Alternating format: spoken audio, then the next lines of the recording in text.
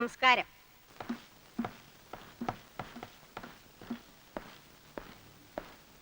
അമ്മേ, ഞങ്ങളൊരു സിനിമയ്ക്ക് പോവാ. സിനിമയ്ക്കോ? ഇന്നെന്താ ആഴ്ച? ഞായറാഴ്ച. എടാ, ഞായറാഴ്ച ആരെങ്കിലും സിനിമയ്ക്ക് പോവോ? ഞായറാഴ്ച സിനിമയ്ക്ക് മുടക്കൊന്നുമില്ലല്ലോ. അതല്ല മോളെ, ഭയങ്കര തിരക്കായിരിക്കും. ആ തിരക്കിനിടയിൽ ക്യൂ നിൽക്കാനും ടിക്കറ്റ് എടുക്കാനും എന്റെ മരുമോള് ബുദ്ധിമുട്ടുന്നത് എനിക്ക് സഹിക്കില്ല. നിങ്ങൾ നാളെ പോയിക്കോ, വേണമെങ്കിൽ അമ്മയും വരാം. എന്നാ പിന്നെ നമുക്ക് നാളെ പോവാം. ആ, നാളെ ഉച്ച കഴിഞ്ഞ് മാറ്റിക്ക് 3 ടിക്കറ്റ് ബുക്ക് ചെയ്യ്. ജ്ഞാനത്തിൽ ആയവർ തൻ ഗുണത്തിൽ മറഞ്ഞ ഈ ശക്തിയെ അങ്ങ് കണ്ടാൽ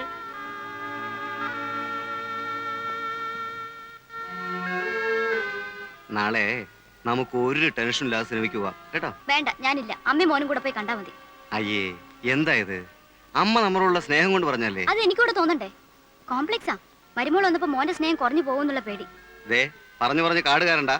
തൽക്കാലം അമ്മ പറയുന്നത് കേട്ട് നടന്നാ മതി. നീ ഇത് മുഴുവനും ഇന്ന് അലക്കാൻ പോവാ? കുറച്ചോടിട്ടേക്ക്, ഞാൻ അലക്കിക്കോളാം. വേണ്ടമ്മേ, ഒറ്റ അലക്കിന് തീർന്ന അതാ സുഖം. അച്ഛനാ ഷർട്ടിങ് തന്നെ. ഓ, ഇത് മുഷിഞ്ഞില്ല മോളെ. ഇന്നലെ ഇതല്ലേ ഇട്ടത്, മുഷിഞ്ഞില്ലേലും സാരമില്ല. എന്റെ ഷർട്ട് മുണ്ട് എടുത്തോട്ടെ. കണ്ടോ, പഠിക്കുന്നതിനിടയിൽ അവന്റെ ഒരു കാര്യാന്വേഷണം. വായിക്കുന്ന പുസ്തകത്തിൽ ശ്രദ്ധിച്ചു വായിക്കടാ. ഈ ചെക്കനെ എത്ര പഠിപ്പിച്ചിട്ടും കാര്യമില്ലെന്നാ എനിക്ക് തോന്നുന്നത്. ഇന്നലെ അവൻ എന്നോട് പറയാന്നേ, അവന് ഡ്രൈവിംഗ് പഠിക്കുന്നതാ ഇഷ്ടംന്ന്. അതിനെന്താ ഇത്ര കുറവ്? നല്ല അന്തസ്സുള്ള ജോലി തന്നെ ഡ്രൈവിങ്. ഒന്ന് പറഞ്ഞു മനസ്സിലാക്കി കൊടുക്കച്ചാ. പക്ഷെ നിന്നെ പോലെ ബുദ്ധി കുറഞ്ഞവന്മാർക്ക് ആ പണി പറഞ്ഞിട്ടില്ലടാ. നീ പുസ്തകം കാണാപ്പാടം പഠിച്ച് വല്ല ഡോക്ടറോ എഞ്ചിനീയറോ മറ്റോ ആ നോക്ക്. കണ്ടുമുട്ടിയ ആദ്യ നാളുകളിൽ ഞാൻ കരുതി നീ ഒരു മാലാഖയായിരിക്കുമെന്ന്. ദേവി, എനിക്ക് തെറ്റിപ്പോയി. സത്യത്തിൽ നീ ഒരു കാളസർപ്പമായിരുന്നു.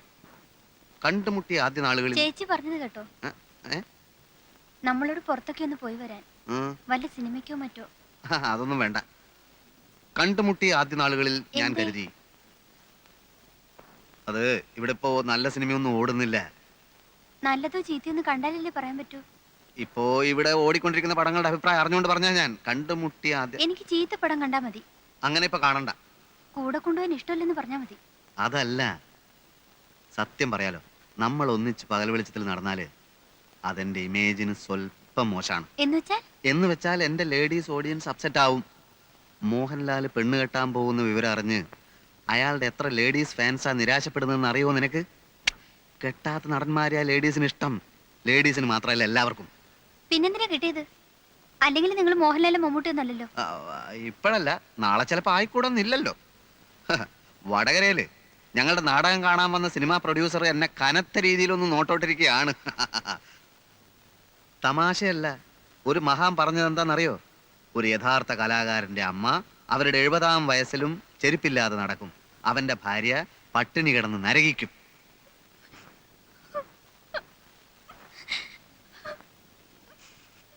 ഇന്നൊരു ദിവസത്തേക്ക് ഈ തത്വമൊക്കെ മറക്കാം. മുഖം വീർപ്പിക്കണ്ട.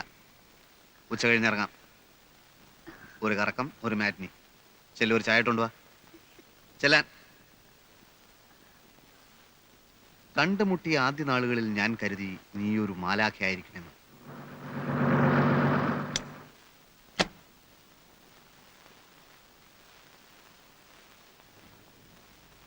ആവൂ, ഞങ്ങൾ സംശയിച്ചിരിക്കായിരുന്നു. പ്രോഗ്രാം നേരത്തെ പറയാത്തോണ്ട് പ്രേമൻ ഇവിടെ കാണുമെന്ന്. കവിതാലയക്കാരുടെ ഹീറോയിനിക്ക് സുഖമില്ല, അതുകൊണ്ട് പെട്ടെന്ന് നമുക്കൊരു പകരക്കളി വീണ് കിട്ടി. നമുക്ക് പോയിക്കളെ. ഇന്ന് വേണ്ടെന്ന് പറയുന്നേ. അത് പറ്റില്ല. ആ മഹാൻ കലാകാരന്മാരെ പറ്റി പറഞ്ഞ ഓർമ്മയുണ്ടല്ലോ. ഒരു യഥാർത്ഥ കലാകാരന്റെ ഭാര്യക്ക് ഇതുപോലുള്ള പല ദുർഘട ഘട്ടങ്ങളെയും അതിജീവിക്കേണ്ടതായിട്ടുണ്ട്.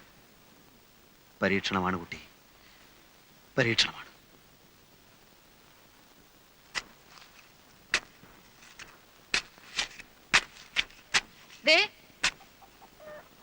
ഇങ്ങോട്ട് വന്നേ.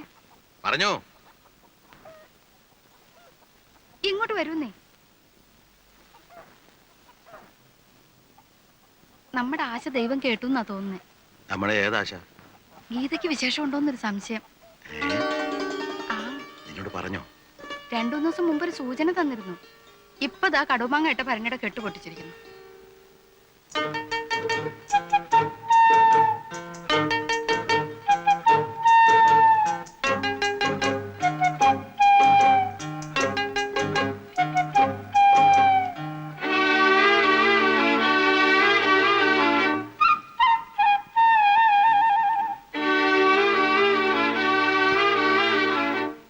നവംബറില അല്ല സുഖപ്രസവമാണെ കുഴപ്പമില്ലായിരുന്നു.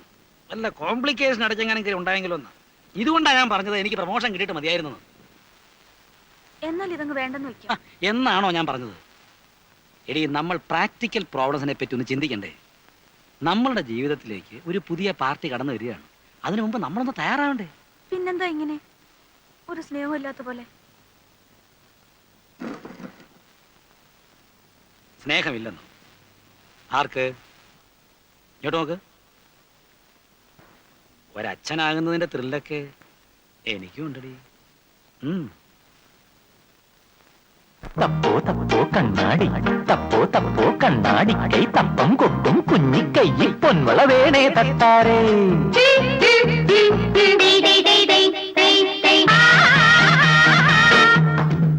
എന്ന് പറയുമ്പോ മനസ്സിന് വല്ലാത്ത വിഷമം. മാത്രമല്ല ദൂരവും കൂടുതലല്ലേ. ഇന്നത്തെ കാലത്ത് ദൂരെ ഒരു പ്രശ്നമാണോ? ഹേ, നിങ്ങൾക്ക് അവളെ കാണണം തോന്നുമ്പോ എപ്പോ വേണമെങ്കിലും വരാലോ അങ്ങോട്ട്. അതല്ല ഞാൻ ആലോചിക്കുന്നേ.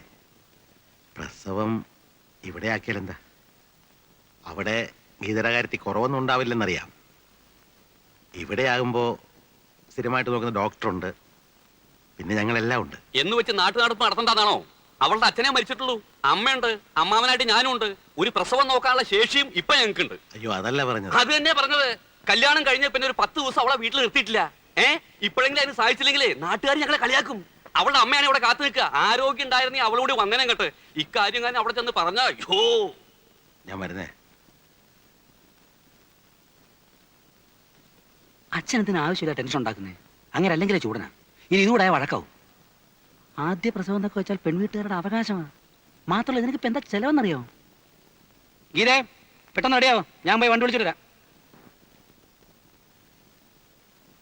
അമ്മ അധികം പണിയൊന്നും എടുക്കരുത്.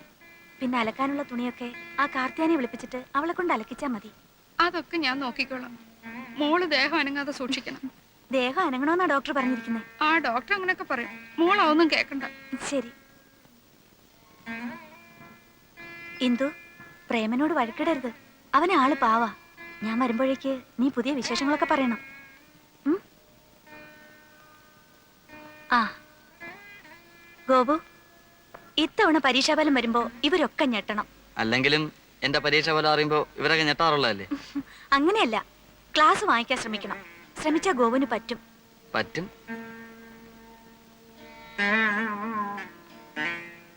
അച്ഛാ, മഞ്ഞത്തൊന്നും ഇറങ്ങി നടക്കരുത്.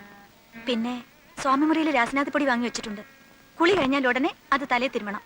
മൂക്കിലൊഴിക്കുന്ന തുള്ളിമരുന്നിന്റെ കാര്യം ഞാൻ ഇന്ദുവിനോട് പറഞ്ഞിട്ടുണ്ട്. ഇന്ദു, ആ മരുന്നിന്റെ കാര്യം മറക്കല്ലേ. മോള് സമയമാകുന്നതിന് മുമ്പ് തന്നെ നഴ്സിംഗ് ഹോമിൽ അഡ്മിറ്റ് ആകണം. വേദന തോന്നുമ്പോൾ കൊണ്ടുപോകാൻ പെട്ടെന്ന് ആരും ഉണ്ടായെന്ന് വരില്ല. പിന്നെ അച്ഛനൊന്നും പേടിക്കാതിരുന്നേ. ഇത് കണ്ടോ അമ്മേ, അച്ഛനെ പേടി മുഴുവൻ. അല്ല, ആദ്യമായിട്ട് മുത്തശ്ശനാകാൻ പോലെ, അപ്പൊ അതിന്റെ ഒരു അതെ അതെ അതെ. വേറെ പിന്നെ അമ്മേ, വടക്കേലെ കാർത്തൂന് ഇന്നലത്തെ നെയ്യിന്റെ കാശ് കൊടുത്തില്ല, അത് കൊടുക്കണം. പിന്നെ നമ്മുടെ മുളയടിക്ക് ദിവസം വെള്ളം ഒഴിക്കണം. അതൊക്കെ അമ്മ നോക്കിക്കോളാം. വണ്ടി വന്നു, ഒന്ന് വേഗം ഇറങ്ങാ. ഒരു ടാക്സി വിളിക്കായിരുന്നില്ലേ മോനെ? ടാക്സി പോയാലും ഓട്ടോറിക്ഷ പോയാലും സ്റ്റേഷനിൽ എത്തിക്കോളൂ. ടാക്സി ആകുമ്പോൾ 25 രൂപ, ഇതാവുമ്പോൾ 10 രൂപ നിൽക്കും. ബാബാ, 2 രൂപ കൂടുതൽ തരാന്ന് പറഞ്ഞു. തരത്തില്ലെന്ന് ഞാനും പറഞ്ഞിട്ടുണ്ട്. സൂക്ഷിച്ചാൽ കയറ, സാരി ഒന്നും കുത്തിക്കരുത്. അപ്പൊ പൈസയുടെ കാര്യോ? ആള് കയറട്ടോ. ഒരു ഓട്ടോ കൂടെ വേണ്ടി വരൂ. എന്തിന്? ഇനിയും കയറില്ല, 7 എണ്ണം വേണമെങ്കിൽ.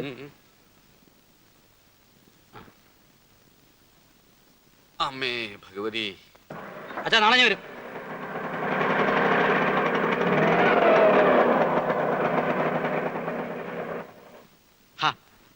രമേ, ഇതൊക്കെ എല്ലാ കുടുംബങ്ങളും ഉണ്ടാകുന്നതല്ലേ? കുറച്ചൊക്കെ നമ്മൾ കണ്ടില്ലാന്ന് വെക്കണം. ഇത്ര നാളെ ഞാൻ കണ്ടില്ലെന്ന് വെച്ചു. എനിക്കിവിടെ ഉറക്കൊന്ന് ചിരിക്കാൻ പാടില്ല, പുറത്താരോടും മിണ്ടാൻ പാടില്ല. ഇന്നലെ ഫ്രിഡ്ജ് തുറന്നപ്പോ പറയാ അറിയാൻ വയ്യാത്തവരൊന്നും തുടണ്ടാന്ന്. എന്താ ഞാനിതൊന്നും കണ്ടിട്ടില്ലേ? അമ്മയുടെ സ്വഭാവം അതാണെന്ന് വെച്ച് അതങ്ങ് സഹിക്കുക. വേണ്ട, ഞാൻ ഇവിടുന്ന് വലിഞ്ഞേറി വന്നൊന്നുമല്ലല്ലോ. എനിക്കും വീട്ടുകാരൊക്കെ ഉണ്ട്. പക്ഷെ എനിക്ക് എന്റെ അമ്മ മാത്രമേ ഉള്ളൂ. അമ്മയാണ് എന്നെ വളർത്തി ഇതുവരെ ആക്കിയത്. നീ വന്നെന്ന് കരുതി അമ്മയെ പിടിച്ച് പുറത്താക്കാനൊന്നും എനിക്ക് പറ്റില്ല. വേണ്ട, ഞാൻ പുറത്തു പോയേക്കാം. അതാണല്ലോ ആവശ്യം. ഇവിടെ കാലുകുത്തി അന്ന് മുതൽ കേട്ട് തുടങ്ങിയത് ഓരോ കുത്തുവാക്കൾ. അമ്മായിമ്മ പോരെന്നൊക്കെ കേട്ടിട്ടുണ്ട്, പക്ഷെ ഇങ്ങനെ ഒരു പോര് ഞാൻ കണ്ടിട്ടില്ല. രമേ, കൂടുതൽ സംസാരിക്കണ്ട. ഇന്നലെ കയറി വന്ന നീയെ ഇവിടെ ഭരിക്കാന്ന് വിചാരിക്കണ്ട. ആരെന്ത് കുറ്റം പറഞ്ഞാലും എന്റെ അമ്മ എനിക്ക് വലുതാ. അത് കഴിഞ്ഞിട്ടേ ഉള്ളൂ നീയെ.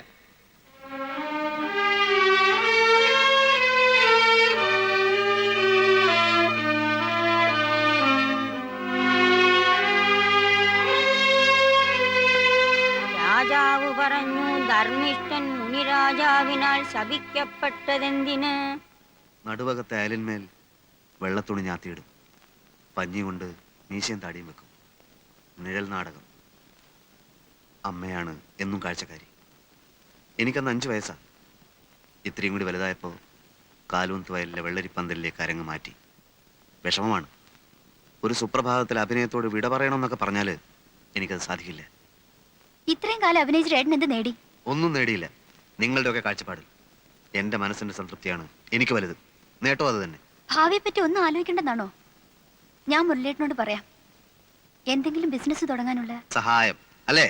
എനിക്ക് സൗകര്യമില്ല. ഒരു നാടക നടന്റെ ഭാര്യയായിട്ടാണ് നീ ഈ വീട്ടിലേക്ക് വന്നത്. കൂടുതലൊന്നും ആഗ്രഹിക്കണ്ട, എന്നിൽ നിന്ന് പ്രതീക്ഷിക്കുകയും വേണ്ട.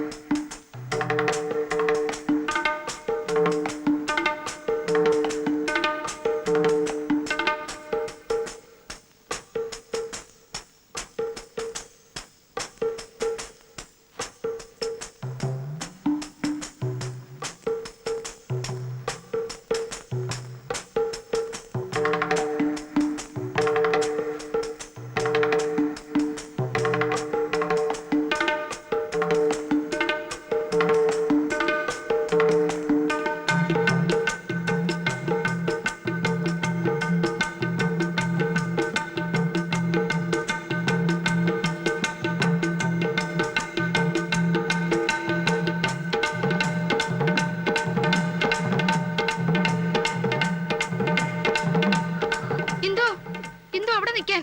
ഇന്ദു, ഇന്ദു ദാ പ്രേമനോട് വഴക്കിട്ട് പോന്നു. ഒന്ന് വിളിച്ചേ. ഇന്ദു. ഇവിടെ ഇതൊക്കെ യുവതലമുറയുടെ പ്രശ്നങ്ങളാ, നമ്മൾ ഇടപെടണ്ട. ശ്ശോ, എന്നാ ഈ അകത്ത് ഒരു ചായ എടുക്ക്. ചെല്ല്.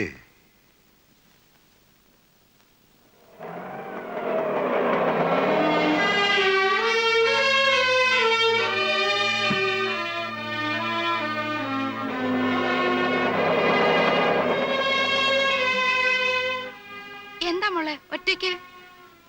അങ്ങനെ തോറ്റു കൊടുക്കാനൊന്നും എന്നെ കിട്ടില്ല. ഞാനങ്ങോട്ട് വലിഞ്ഞേറി ചെന്നൊന്നല്ലല്ലോ. എന്നെ എന്റെ വീട്ടുകാരും കൊച്ചാക്കാൻ ആ തള്ളയുടെ ഭാവം. അതിന് വേറെ ആളെ നോക്കണം. ഞാൻ പറഞ്ഞു ചോദിക്കാൻ പറയുന്നത് എനിക്കും ആളുണ്ട്, കയറി കിടക്കാൻ സ്ഥലമുണ്ടെന്ന്.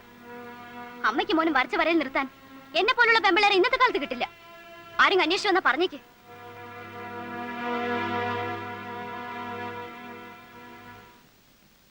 ഇതെന്താ? ഇതും യുവതലമുറയുടെ പ്രശ്നമാ, നമ്മൾ ഇടപെടണ്ട. പൊയ്ക്കോ.